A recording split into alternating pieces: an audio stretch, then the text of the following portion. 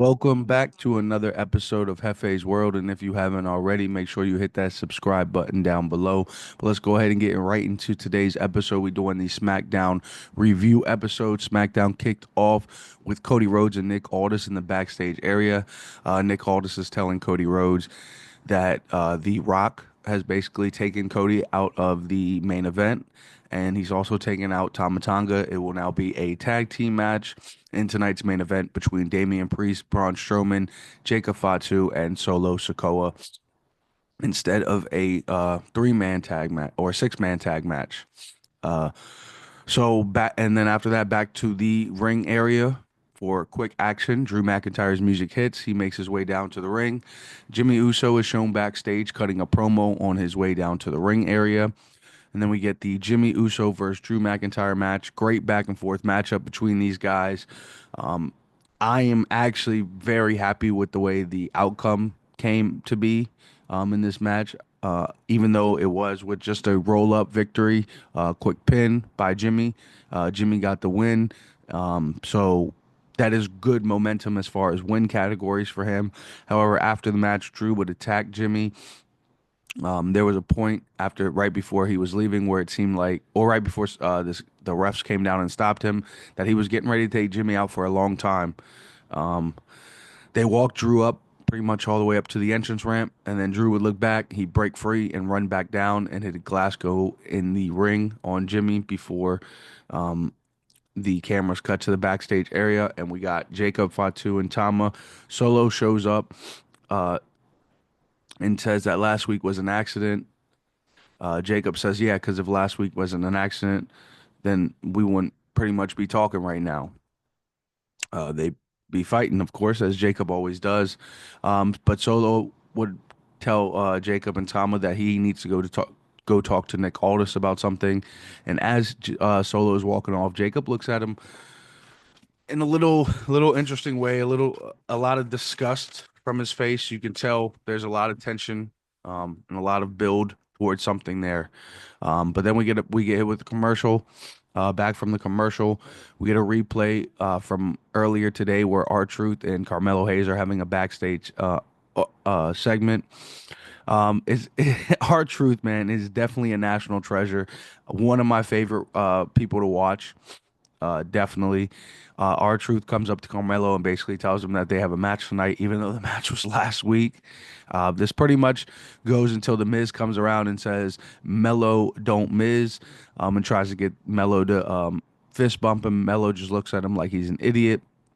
And then Miz tells R-Truth that he better find a tag team partner. And Miz tells us, I'm sorry, Truth tells us that he has Louisiana's finest pretty much with him, and they will meet them in the ring tonight. Um, so then the Miz's music hits, and him and Mello make their way down to the ring, and then we get hit with another commercial real quick. Back from commercial, we have a video package of Zelina Vega. Zelina Vega seems like she's getting ready to hit her singles run, possibly get into the singles title picture at some point. So I'm curious to see if they will put the title on her or not. She is definitely one great worker. I will say that. I know the whole comments about her being too small and this, that, and the third, but hey, look at Rey Mysterio and look at what he was able to accomplish. Not saying that Zelina Vega is a Rey Mysterio type person, but she is definitely a great worker. She definitely has the signs of being a champion. It's just about putting that rocket to the back of her. So we'll see what Hunter wants to do with her. But back to the ring area, Miz and Hayes are already there, of course, and then Truth's music hits. He sings his song up at the top of the entrance ramp, and then his music shuts off for him to introduce his tag team partner. He says this is Louisiana's own, but LA Knight's music hits. And if anybody knows anything about LA Knight, he's not even from LA. He's actually from right down the way, Hagerstown, Maryland. So shout out to Hagerstown. Actually might hit that place up possibly soon. So LA Knight's music hits. They make their way down to the ring, and we are set for LA Knight and R-Truth versus Carmelo Hayes and The Miz. At some point throughout this match, R-Truth, once again, very much a national treasure. He does his own pinfall count when he's with Carmelo Hayes down on the ring, and the ref and Melo just look at him like he's stupid. Um, and of course, the commentators shout out to Little Jimmy, our invisible friend, Little Jimmy, and says maybe that was Little Jimmy counting the pin. So, great little segment in during the match between that, and then also our Truth tags in tries to tag in the Miz at one point in this match. So, once again, the Miz, man, we gotta body wrap, we gotta wrap this guy up in some bubble wrap because he is absolutely a national treasure. He definitely brings some great relief to the show, and on top of that, he's one hell of a worker in the ring. You cannot deny that. I mean, he definitely withstands the test of time, no doubt. He's been an exceptional worker, and he's looked the same since his debut in WWE. Let's be honest. Go look up R Truth's debut and compare those pictures. This man I don't know what he's eating. I don't know what his diet is, but we need it immediately. R Truth, please hit us with that.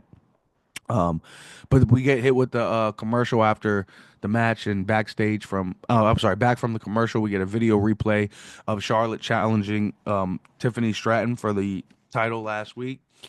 Tiffany makes her way down to the ring. She cuts a promo. During her promo, Nia Jax and Candice LeRae would make their way down to the ring after Nia's music would hit. This is all followed up into a match between Tiffany and Candice LeRae. When we get back from a commercial break, Charlotte has actually made her way already down to the ring area, and she is at the announcer's desk for this match. This match would end with Tiffany, of course, picking up the win here, but she would get attacked by Nia Jax at the end of the match, which would lead to Trish Stratus coming down, her tag team partner for Elimination Chamber, making the save. However, Candice LeRae and Nia Jax would get the better of these two women and lay them both out in the ring before walking up the entrance ramp. And before anything else would happen, Charlotte would get into the ring and she would pretty much point to the WrestleMania sign standing tall over Tiffany Stratton. Back to the backstage area, we have Cody and Damian Priest. Priest asked Cody why The Rock would take him out of the main event. Cody says it's WrestleMania season. Who knows what The Rock pretty much has in store.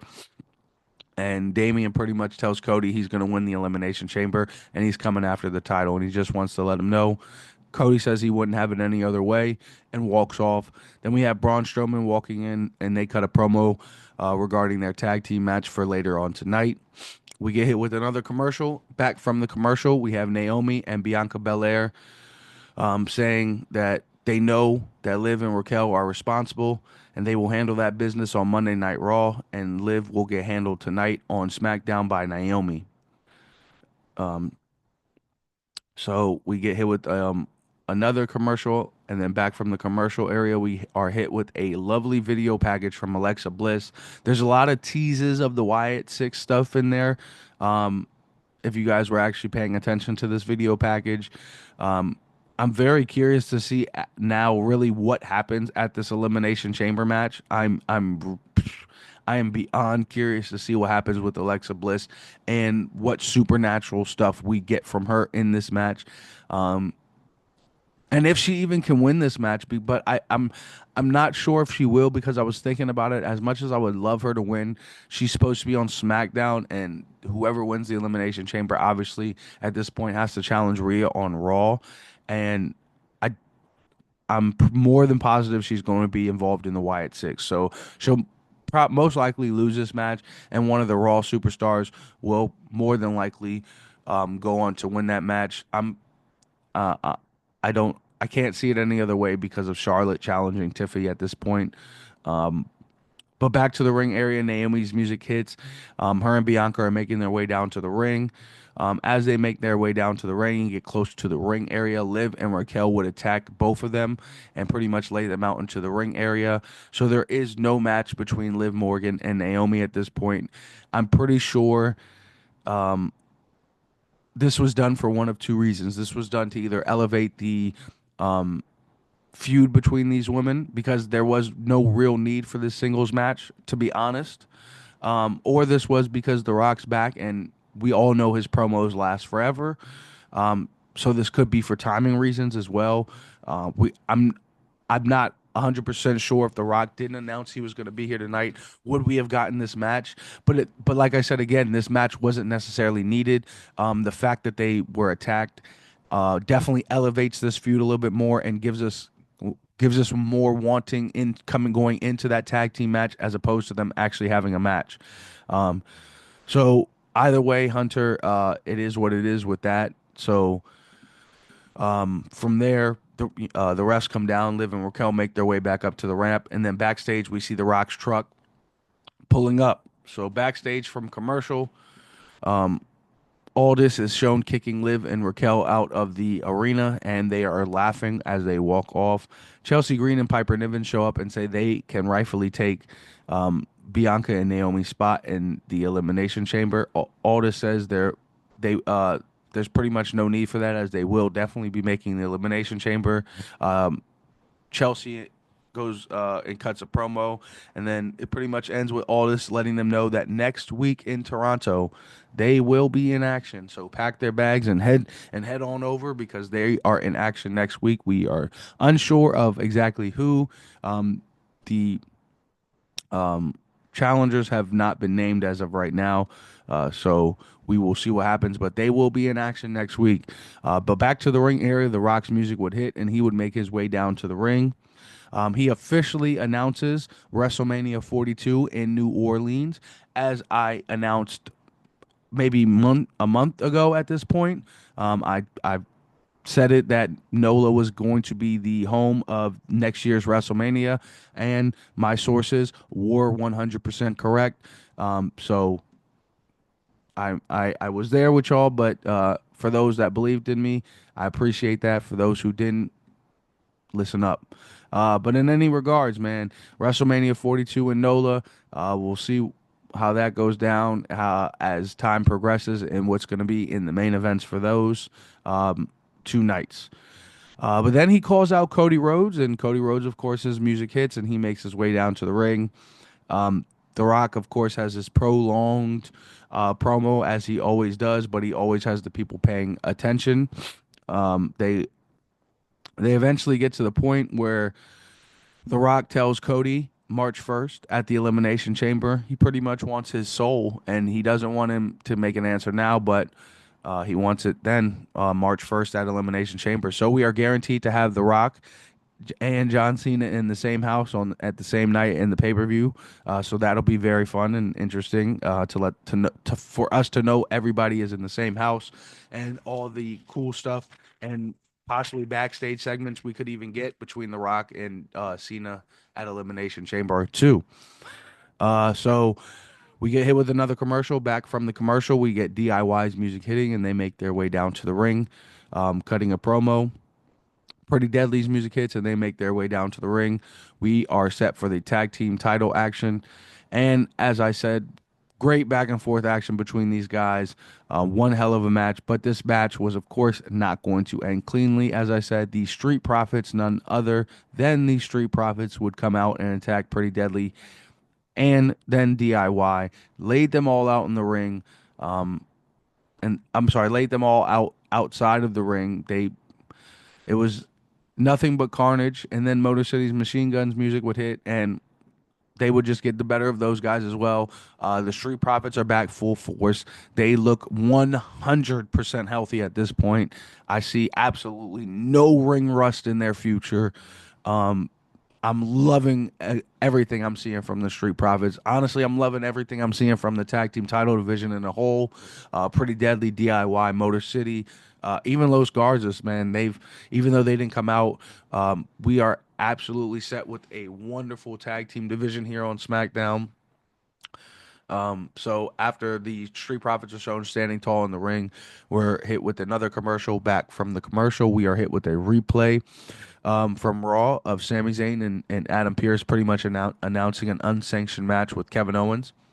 Then we are hit with the video package from Kevin Owens. Kevin Owens is outside of Sami Zayn's house, cutting a promo, letting Sami know this is all his fault. And we are really getting geared up for this unsanctioned match in Elimination Chamber.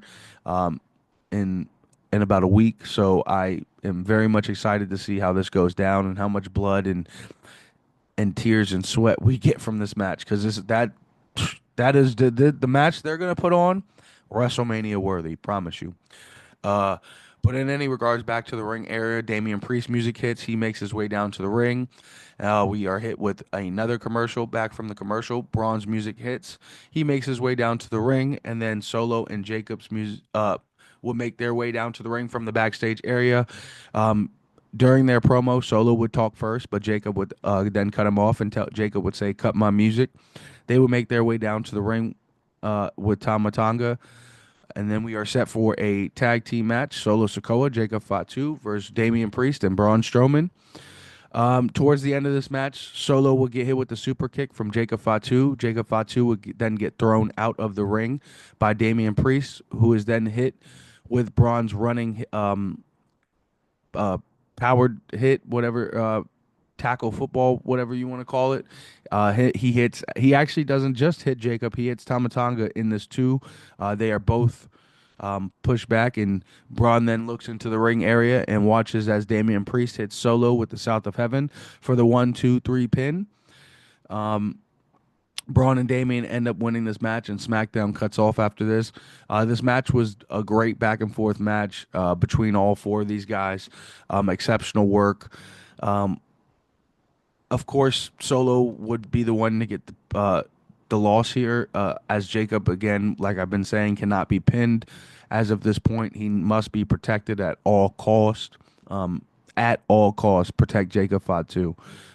This man is an exceptional worker.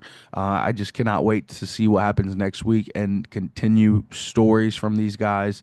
We know this is leading to a Solo versus Jacob match at some point, and I'm more than positive it'll happen at WrestleMania as the seeds keep being planted. So we will continue to follow that and continue to follow everything else for SmackDown. Next week, we are set for the Go Home Elimination Chamber show on SmackDown. But before that, we are at Raw Toronto. So be sure to hit that follow button down below and make sure to catch me for that preview and review episode. And just remember, this is Hefe's World, and you're just living in it.